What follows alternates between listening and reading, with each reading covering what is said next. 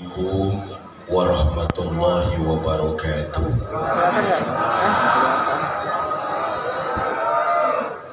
Bismillah walhamdulillah. Salatu wassalamu ala rasulillah Sayyidina Muhammad ibn Abdullah wa ala alihi wa sahbihi wa mawala, amma ba'du. Yang mulia para ulama, yang mulia para ulama, para kiai, para asatiz dan asatizah, yang saya hormati para tokoh masyarakat, bapak-bapak pejabat pemerintah baik sipil, TNI maupun Polri, panitia peringatan Maulid serta DKM Masjid pakai ini nih biar nggak goyang. Kamu Nurul Hidayah, Bapak Ibu, saudara-saudara kaum muslimin yang saya cintai. Manusia adalah makhluk sosial yang bermasyarakat.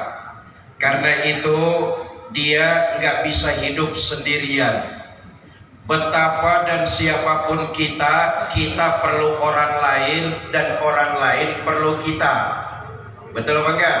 Oh. Bodoh kalau ada orang yang merasa bisa hidup sendirian. Bu, ibu tinggal di Grogol Petamburan. Apaan aja yang ada di sini punya ibu. Monas ambil untel mau pulang. Hotel Indonesia punya ibu, GBK punya ibu, apaan aja yang di Jakarta punya ibu. Tapi ibu hidup sendirian, enak apa enggak? Bodoh kalau ada orang yang sanggup merasa hidupnya sendirian. Maka pantas ehonya matiin aja, dia minta tolong sound system nih.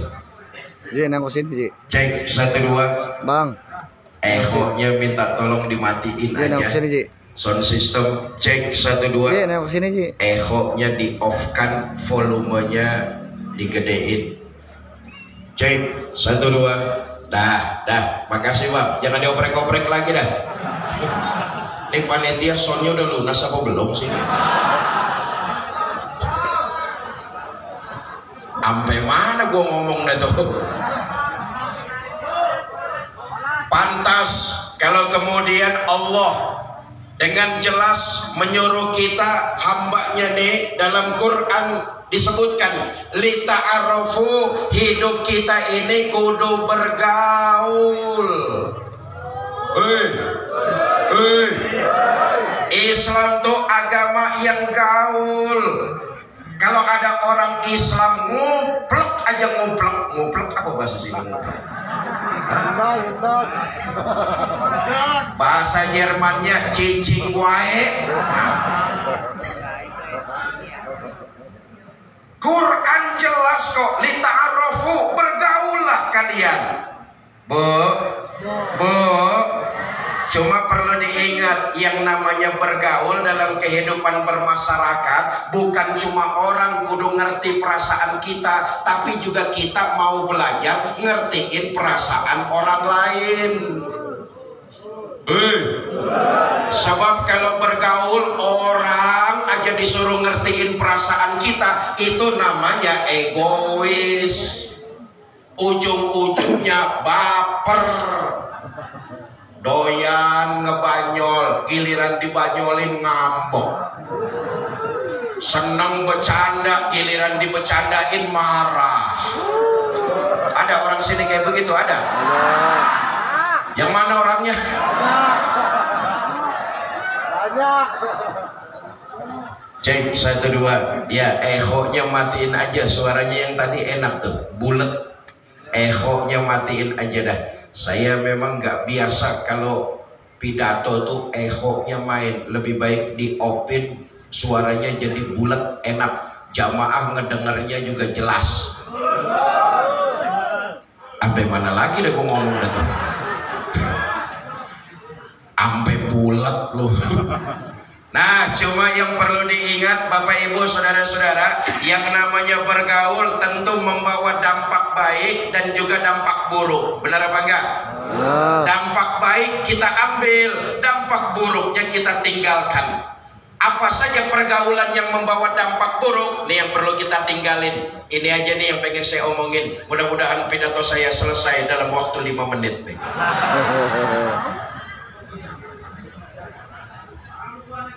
Pidato di Kampung Anyar sampai jam berapa emang? Jam berapa? Jam 2. Lu ikut patungan goceng aja nawa.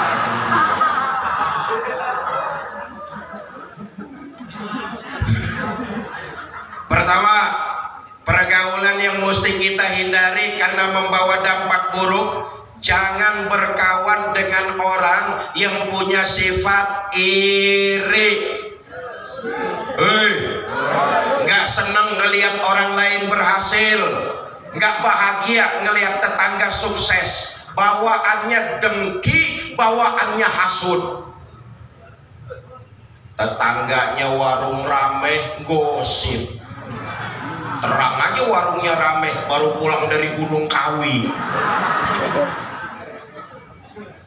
Nggak seneng ngelihat orang lain berhasil, nggak seneng ngelihat orang lain sukses. Orang kayak begini seneng ngelihat orang susah, susah ngelihat orang seneng.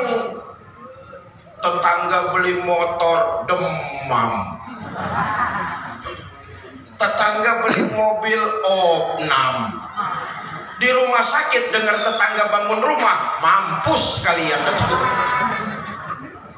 Padahal Nabi mengajarkan kepada kita umat Islam, kalau saudaramu sesama muslim mendapat nikmat, dia senang, kamu ikut senang. Kalau saudaramu sesama muslim tertimpa bencana, dia susah, kamu ikut merasakan kesulitannya. Ini kita balik. Betul apa enggak? Mestinya kalau ngelihat tetangga kita senang, dia senang, kita ikut senang. Alhamdulillah, tetangga saya beli motor, kapan-kapan kan bisa pinjem. Betul apa enggak? Tetangga beli mobil, dia senang, kita ikut senang. Alhamdulillah, tetangga saya beli mobil baru, kapan-kapan saya bisa pinjem. Tetangga punya istri baru, ini jangan, nggak boleh.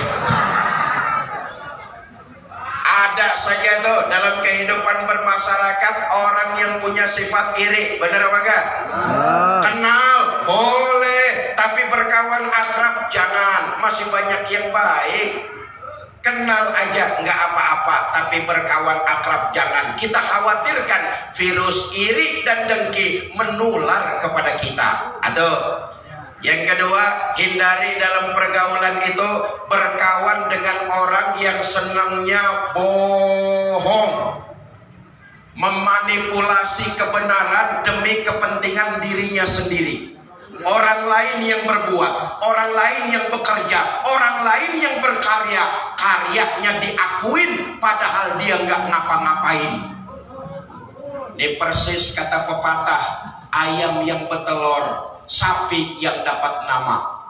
Ayam mati-matian bertelur, sapi yang dapat nama. No, telur mata sapi.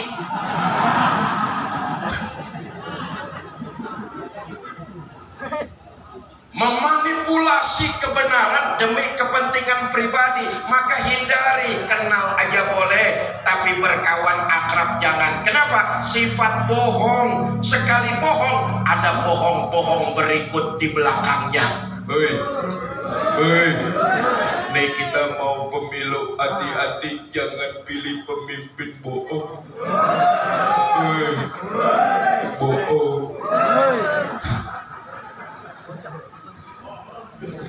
Yang ketiga, hindari dalam pergaulan berkawan dengan orang yang senangnya ngomong melulu. Apaan aja dikomentarin, apaan aja diomongin. Bahasa Jermannya lemes. Saudara, hidup kita di masyarakat pasti nggak bakalan sepi dari mulut usil orang lain. Betul apa enggak?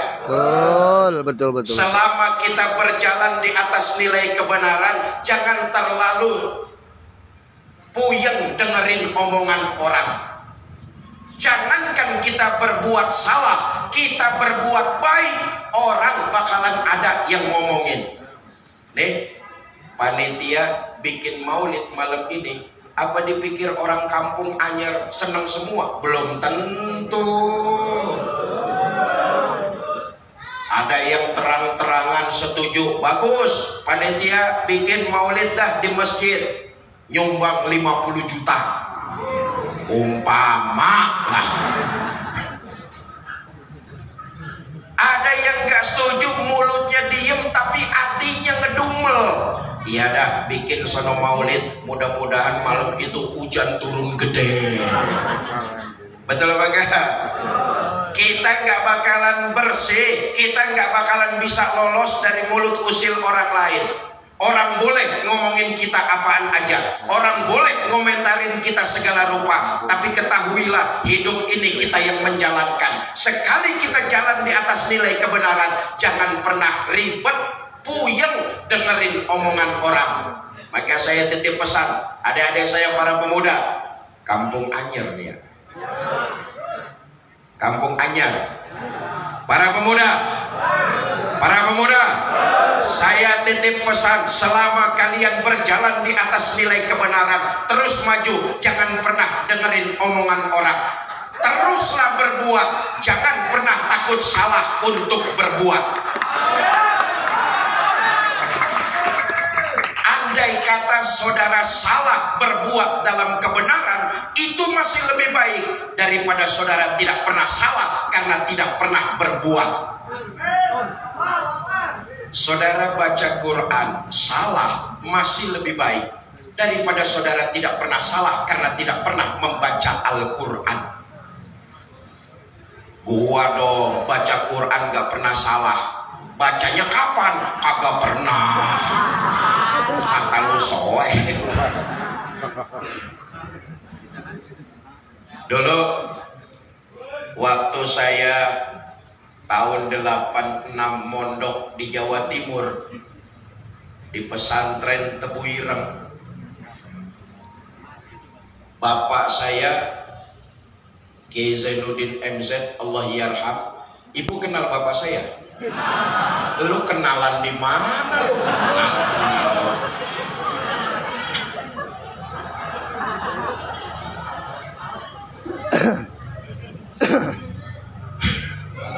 Pernah kesini ya? Tahun berapa? 40. Ya yang jelas belum meninggal lah.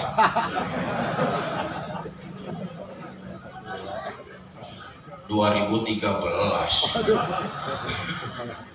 1986 saya dipondokin sama bapak saya di pesantren Tebu Ireng, Jombang, Jawa Timur. Dulu bapak saya ngomong begini, Fikri, kalau ada 10 orang, 9 orang senang sama lu, 1 orang benci ngomongin lu mulu, jangan lu puyengin yang 1 orang. Saya bilang, kenapa ya?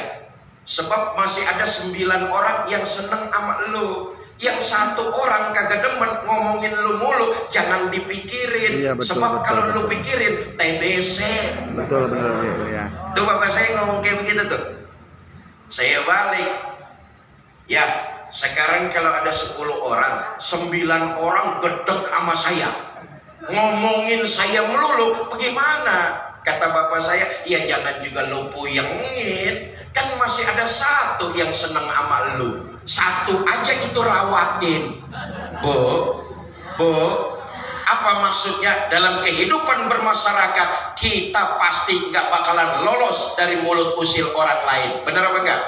Selama kita berjalan di atas nilai kebenaran, maju terus. Jangan pernah takut salah berbuat dalam kebenaran. Nah, malam ini daripada kita ikut ngomentarin orang lain, lebih baik mulai malam ini dan seterusnya kita basahkan lisan kita dengan memperbanyak istighfar.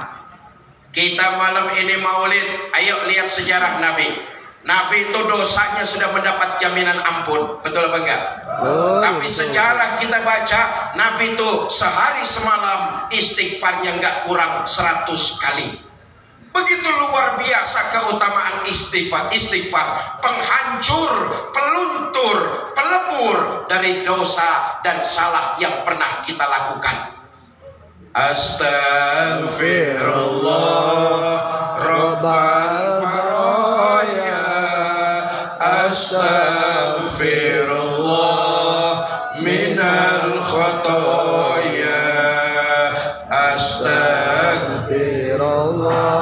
Allahumma arhamna fa innaka khairur rahimin. Allahumma ighfir lana fa innaka khairul ghafirin. Allahumma ansurna fa innaka khairun nasirin. Allahumma ighfir fa innaka khairul fatihin. Rabbal baraya, astaghfirullah minal khotoya. Bapak Ibu saudara-saudara, pelebur, penghancur, peluntur dari salah dan dosa yang kita lakukan tiap saat. Nabi nggak punya dosa, sehari semalam istighfarnya tidak kurang 100 kali. Yang kedua, keutamaan istighfar, Allah akan memenuhi hajat dan kebutuhan bagi hamba yang mendawamkan kalimat istighfar. Ada satu riwayat, Bapak Ibu saudara-saudara,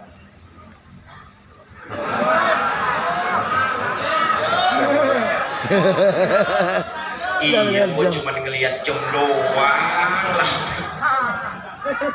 Lu mah enak terus air minum aja kagak ada air minum.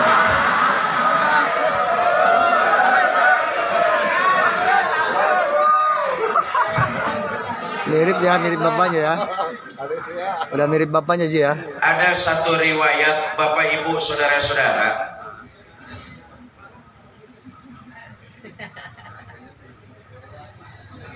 adalah ulama besar bernama Imam Ahmad bin Hambal.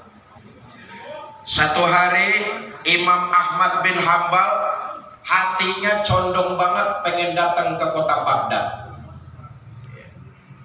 Taruh aja sini deh. Ya. Kita bercanda. Warnain.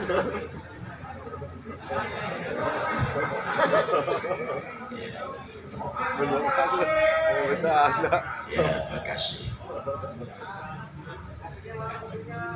Dah. Makasih, Ustaz.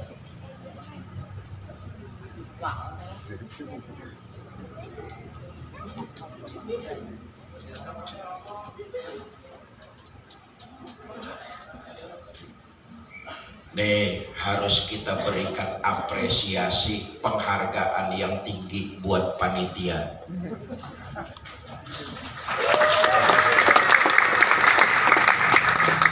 Apa buktinya? Panitia sayang bener dengan para ulama-ulama.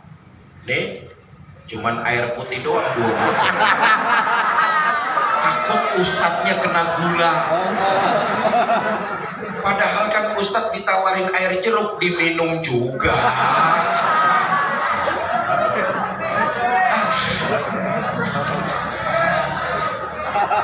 Nah, saya lagi nyampein riwayat Imam Ahmad bin Hambal. Nih dengerin. Saudara, adalah ulama besar sekelas Imam Ahmad bin Hambal. Satu hari hati beliau condong banget pengen datang ke kota Baghdad. Padahal di Baghdad Imam Ahmad bin Hambal nggak punya santri, nggak ada keluarga, nggak punya kenalan.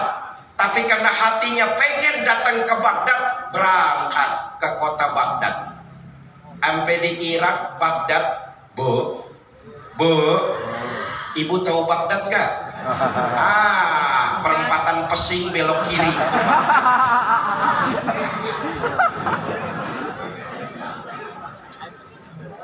Sampai di kota Baghdad, Imam Ahmad bin Hambal udah sore, langsung mampir ke masjid.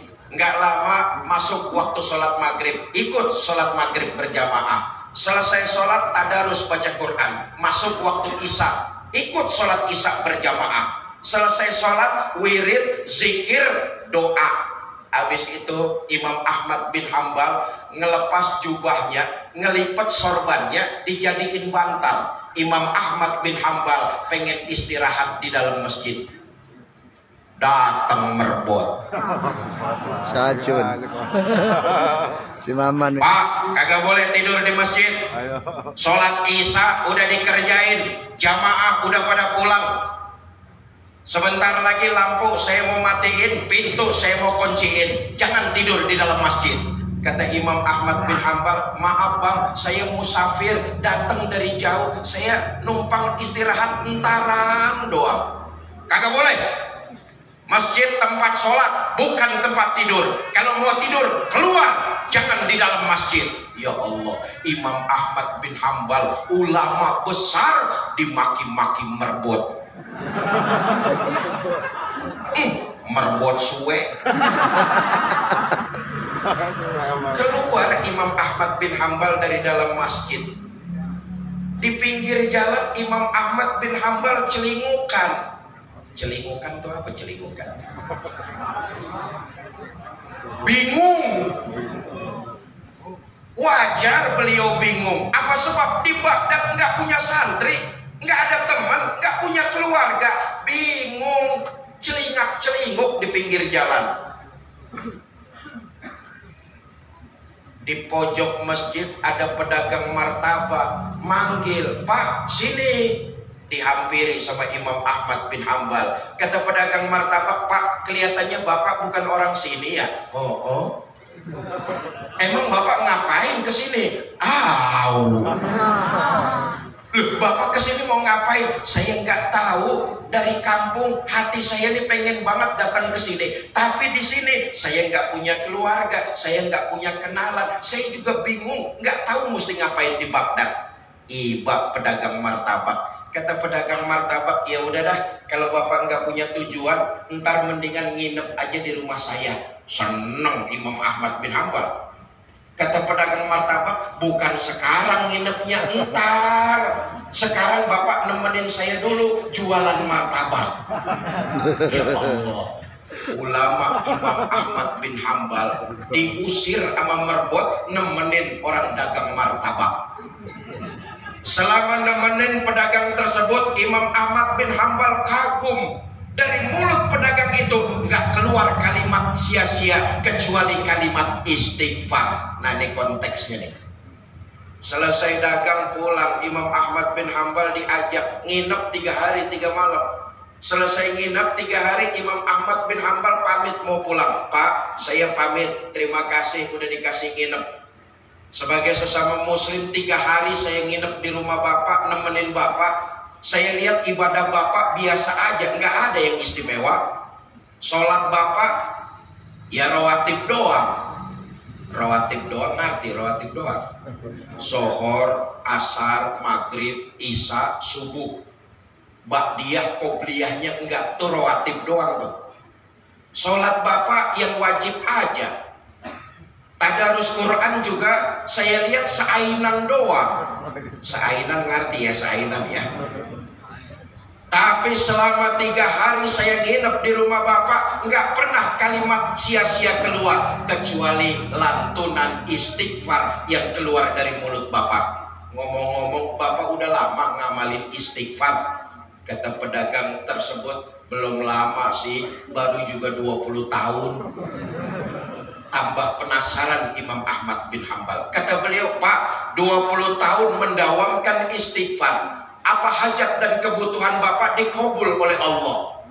Kata pedagang martabak, Mas, walaupun saya cuma jualan kue, dengan mengamalkan istighfar, hajat dan kebutuhan saya dikabul oleh Allah. Anak saya besar-besar, mereka selesai kuliah semua, mereka selesai sekolah semua. Sekarang alhamdulillah anak-anak saya hidupnya sukses. Semua hajat dan kebutuhan saya dikabul oleh Allah. Emang ada satu permintaan saya yang sampai sekarang belum dikabul Allah. Di kampung Ano, saya dengar ada ulama besar, ilmunya banyak, muridnya banyak. Saya pengen banget silaturahmi ke ulama tersebut, tapi karena dagangan nggak bisa saya tinggalkan, sampai sekarang saya belum silaturahmi ke ulama itu. Kata Imam Ahmad bin Hambal, Pak, kalau saya boleh tahu itu ulama siapa namanya? Dengan tegas pedagang martabak berkata, ulama itu namanya Imam Ahmad bin Hambal. Sadarlah Imam Ahmad bin Hambal bahwa lantunan istighfar yang membawa langkah kakinya datang ke kota Baghdad. Bukan cuma itu, Imam Ahmad bin Hambal nginep 3 hari 3 malam di rumah orang yang mendawamkan kalimat istighfar. Daripada kita ngomentarin orang, lebih baik pertama dawamkan lisan kita dengan kalimat istighfar. Yang kedua, perbanyaklah membaca sholawat kepada junjungan kita baginda Nabi besar Muhammad Sallallahu Alaihi Wasallam. Saya yakin malam ini kita di majelis maulid hadir di sini karena rasa cinta kita kepada Nabi. Betul apa enggak? Nih yang datang 50 orang ada apa enggak nih? Lebih 100 orang ada? 200 orang? Ya 10.000 campur yang goib di luar-luar. Malam ini kita buktikan hadir di majelis maulid karena kecintaan kita kepada baginda Nabi. Cuma maaf, jujur faktanya adalah masih banyak di antara kita yang baru cuma pinter ngaku umat baginda Nabi. Masih banyak di antara kita yang baru cuma sekedar pinter ngaku cinta sama Nabi. Apa enggak boleh Ustaz? Boleh. Yang namanya ngaku mudah murah, siapa juga bisa tiba ngaku. Betul apa enggak? Tapi persoalannya di akhirat nanti kita diaku apa enggak sebagai pengikut Nabi. Itu yang jadi masalah utama. Kalau cuma ngaku boleh aja, siapa juga bisa lah tiba ngaku. Bu, Ibu kenal nggak sama Anies Baswedan? Ngaku. Anies Baswedan kenal sama Ibu? Kasihan deh loh. Apa bedanya kita? Kita ini baru pinter ngaku cinta kepada baginda Nabi. Tapi pertanyaan besarnya di akhirat nanti, kita diaku apa enggak sebagai umat beliau? Itu yang jadi masalah utama buat kita. Nah, malam ini kalau kita pengen diaku sebagai umat baginda Nabi nanti di akhirat, atau aja ciri utamanya rukaan sujadah, mendirikan sholat pantas. Dalam satu kesempatan Nabi mengatakan, awwalu ma yuhasabu bihil abdu yaumal qiyamah as-sholat. Amalan pertama yang nanti di akhirat bakalan ditanya adalah amalan ibadah sholat. Nih, segini banyaknya orang kampung anyar yang datang, entar di akhirat semua kita akan ditanya sholat kita masing-masing. Kamu siapa? Saya, Pak. Saya siapa? Saya pengikutnya Nabi Muhammad. Benar, Pak. Baik, kalau kamu ngaku jadi pengikut Nabi Muhammad, ciri pengikut Nabi Muhammad itu mendirikan sholat. Dulu, waktu hidup di Grogol Petamburan, pernah sholat? Pernah, Pak. Berapa banyak? Kagak banyak-banyak, Pak. Setahun cuma 2 kali.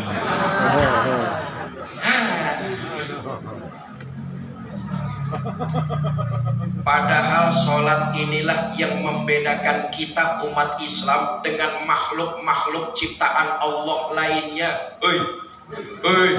Cuma sholat yang membedakan kita dengan makhluk-makhluk yang lainnya. Saya tanya nih, Bu, monyet makan apa enggak? Makan. Kita makan apa enggak? Makan. Monyet tidur apa enggak? Tidur. Kita tidur apa enggak? Tidur. Monyet minum apa enggak? Minum. Kita minum apa enggak? Minum.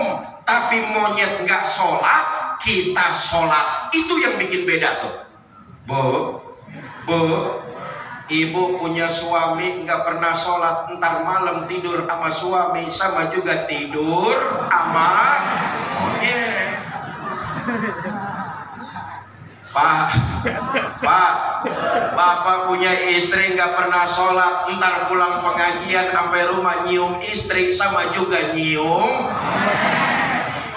Bener sih, Ji. Punya RT kagak pernah sholat, Nah, sama RT juga RT.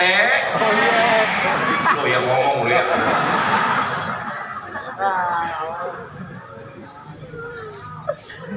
Bapak Ibu saudara-saudara, ayo lihat sejarah lagi nih.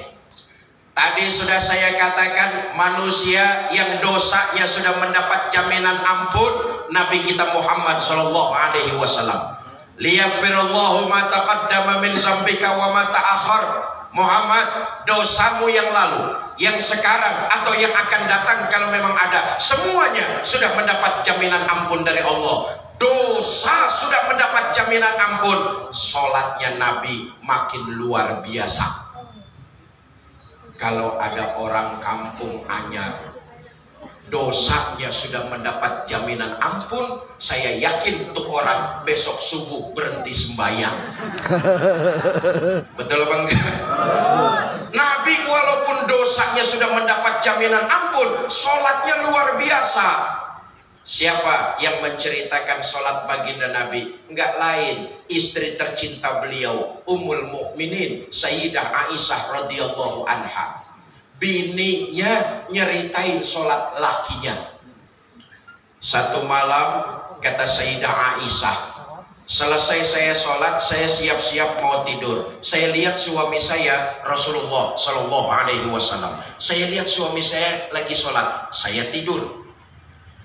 Tengah malam saya terbangun, saya lihat suami saya masih sholat, saya tidur lagi. Sepertiga malam yang akhir saya terbangun, saya lihat suami saya masih sholat juga. Ya Allah, itu tadi saya katakan dosanya sudah mendapat jaminan ampun. Istri bangun tengah malam, dilihat suaminya lagi sholat. Istrinya bangun sepertiga malam yang akhir, dilihat suaminya masih sholat juga. Istri Nabi itu kalau tidur sebentar-sebentar bangun. Istri kamu? Istri Nabi kalau tidur sebentar-sebentar bangun. Istri Nabi kalau tidur sebentar-sebentar bangun. Istri orang kampung anyar kalau tidur keblok. Kata Sayyidah Aisyah, saya tungguin suami saya sholat. Selesai sholat, saya hampiri, saya tanya, Bang, ada apa? Yang? Oh, jangan cie-cie. Ayo lihat lagi sejarah Nabi nih. Nabi itu kalau manggil istrinya mesra luar biasa. Ummul Mukminin Sayyidah Aisyah, tipe perempuan yang pipinya putih kemerah-merahan. Sejarah mencatat Nabi kalau manggil istrinya kalimatnya romantis. Ya Humaira, hai yang kemerah-merahan. Anak saya. Bahasa Jadi, anak sekarangnya, ada apa Beb?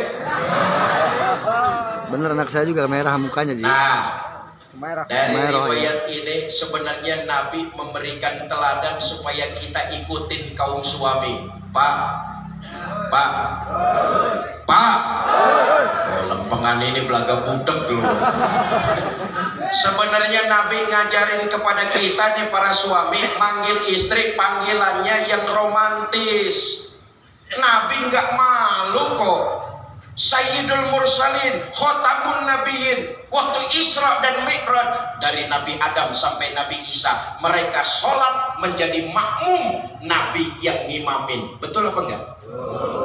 Tapi Nabi luar biasa dengan istrinya. Manggil istri, kalimatnya lembut, mesra, romantis. Panggilan emang kelihatannya sepele, tapi ternyata dapat menumbuhkan keharmonisan dalam berumah tangga. Kita nih para suami kan kadang-kadang enggak, terlalu jujur manggil istri, cuma nyakitin. Udah tahu istrinya hitam, kalau manggil buluk sini loh.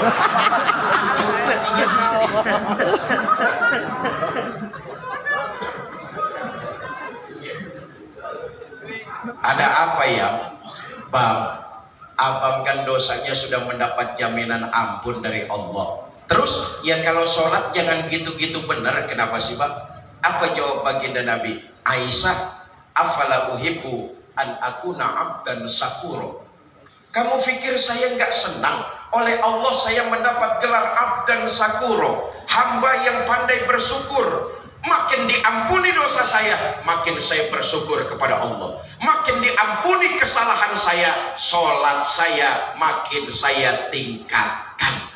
Jelaslah sudah, kalau kita cinta kepada baginda Nabi, rukaan sujadah, mendirikan sholat dengan memakmurkan masjid kita. Saudara, makmurkan masjid kita Nurul Hidayah. Kalau kita pengen diaku umat Nabi di akhirat, makmurkan masjid kita dengan apa? Yang wajib aja dah, sholat berjamaah. Ustadz, saya baru bisa zohor ikut jamaah. Enggak apa-apa. Yang bisa zohor berjamaah, makmurin masjid kita dengan sholat zohor berjamaah. Ustadz, saya baru bisanya maghrib sama isya aja. Enggak apa-apa. Kesibukan kerja, kesibukan usaha, kesibukan dinas, kesibukan belajar, baru bisa ikut makmurin masjid maghrib sama isya. Makmurkan masjid kita dengan sholat berjamaah. Nah ini penting nih, saudara, yang namanya memakmurkan bukan cuma meramaikan saja dengan sholat berjamaah, tapi juga kita jamaah Masjid Nurul Hidayah harus bisa menjaga kenyamanan masjid kita. Kita tahu kalau masjid nyaman akan menambah kekhusyukan ibadah, khususnya ibadah sholat berjamaah. Betul. Ini nggak apa-apa, ini autokritik. Umumnya kita ini jamaah kurang bisa ikut menjaga kenyamanan masjid. Apa buktinya? Kenyamanan masjid diserahin sama merbot. Merbotnya cuma 1 orang. Masjid Nurul Hidayah segini gedenya, diserahin kenyamanannya sama 1 orang merbot. Ya Allah, merbot ngepel masjid. Betul apa enggak? Dandanin yang bocor, nguras kolam, nyikat tempat wudhu, bersihin karpet, nyalain sound system, mukulin beduk, nyapuin latar. Diserahin kenyamanan masjid cuma sama 1 orang merbot. Merbot kayak begitu, insya Allah 3 bulan penyakit kuning. Kita nih jamaah Masjid Nurul Hidayah ikut menjaga kenyamanan masjid. Gampang dah cirinya. Kita jamaah kalau masa bodoh sama masjid, masjid udah gak nyaman, gampang cirinya. Apaan aja yang geletak di masjid hilang. Betul apa enggak? Jam dinding hilang, kipas angin hilang, kotak amal hilang. Jangan salahin DKM, jangan salahin merbot. Kita jamaah kurang menjaga kenyamanan rumah ibadah kita. Oh, lihat tetangga kita tuh, orang lain agama, gereja tuh rumah ibadah nyaman bener itu. Apa buktinya Ustaz? Loh, sampai malam ini saya belum pernah dengar di gereja ada piano hilang. Siapa yang Kita di masjid jangan piano, sendal butut masih diambil orang. Betul apa enggak? Katanya di masjid cuma 2 yang gak bakalan hilang. Pertama, beduk. Biar malam takbiran dibawa muter kampung sama anak kecil, mau subuh beduk udah balik lagi ke tempatnya. Yang kedua yang gak bakalan hilang katanya keranda jenazah.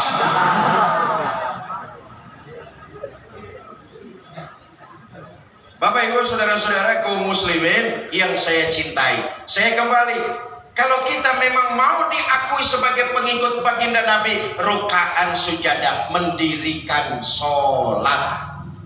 Saudara, puncak tertinggi dari ibadah sholat yang kita dirikan adalah kita mampu merasakan kehadiran Allah dalam hidup kita. Sayangnya, nih lihat fakta lagi nih. Rupanya masih banyak di antara kita yang dalam mengerjakan ibadah sholat cuma sekedar gugurin kewajiban. Kita tidak sanggup merasakan kehadiran Allah. Kalau toh kita bisa merasakan kehadiran Allah, Allah cuma ada di tempat-tempat tertentu saja. Di masjid Allah ada, di pasar Allah nggak ada. Akibatnya timbangan tetap aja curang. Betul apa enggak? Di masjid Allah ada, di kantor Allah nggak ada. Akibatnya korupsi tetap aja merajalela. Ini emang bahaya nih. Korupsi ini musuh kita bersama. Bukan cuma musuhnya polisi, bukan cuma musuhnya kejaksaan, bukan cuma musuhnya aparat, tapi ini musuh rakyat bersama, musuh kita semua. Sebab sekarang ini ngeri, korupsi itu sudah menjangkiti setiap lini sendi kehidupan berbangsa. Semuanya masuk kasus-kasus korupsi. Ini kayak penyakit kanker ganas stadium 4. Emang rada-rada susah melibas dan melawan korupsi. Diperlukan tekad yang kuat dari kita semua. Tuh, beberapa minggu lalu KPK memeriksa rumah dinas seorang menteri. Disinyalir ada tindakan pencucian uang, gratifikasi, dan kasus korupsi. Begitu diperiksa selama 20 jam, ditemukan uang kontan nggak tanggung-tanggung 30 miliar. 30 miliar. 30 miliar. Itu duit kalau dibeliin cendol, segrogol ngambang di cendol.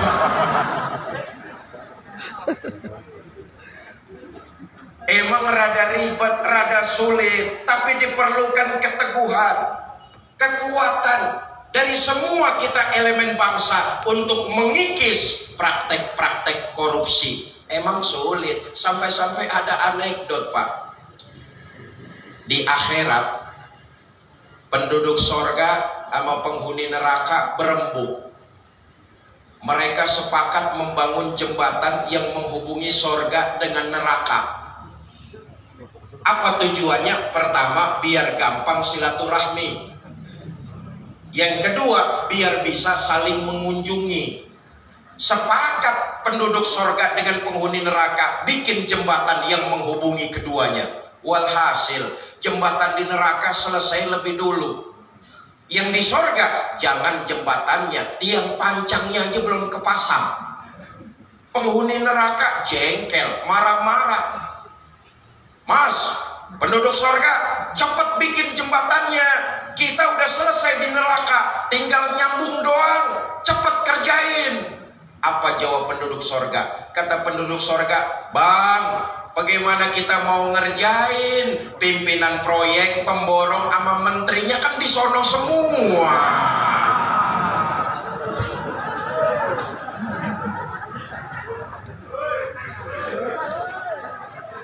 Bapak ibu saudara-saudara kaum muslimin yang saya cintai, karena itu saya kembali, puncak tertinggi dari ibadah sholat mampu merasakan kehadiran Allah. Gampangnya begini nih.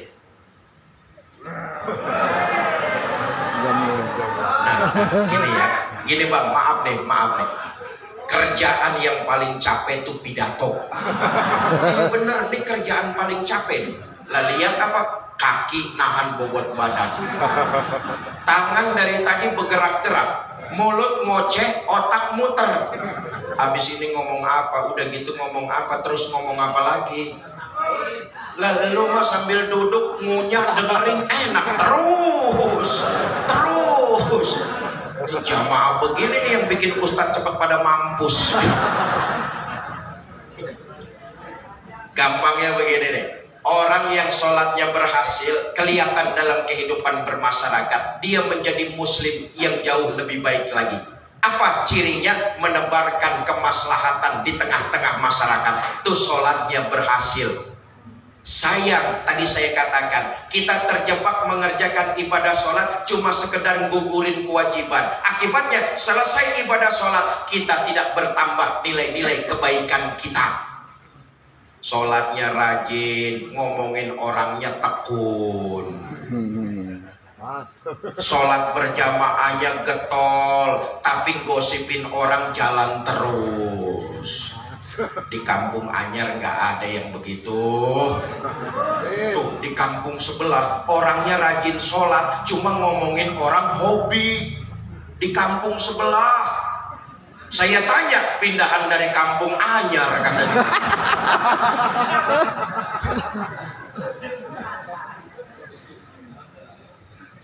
Bapak Ibu saudara-saudara kaum muslimin yang saya cintai. Nah, cirinya itu orang yang sholatnya berhasil, selesai dia melaksanakan sholat, kembali ke tengah-tengah masyarakat, dia menebarkan nilai-nilai kebaikan. Ini yang dicontohkan baginda kita Nabi besar Muhammad Sallallahu Alaihi Wasallam. Selesai beliau melaksanakan ibadah sholat, kembali ke tengah masyarakat, beliau tebarkan kebaikan, nggak pernah pilih kasih, nggak pernah pandang bulu.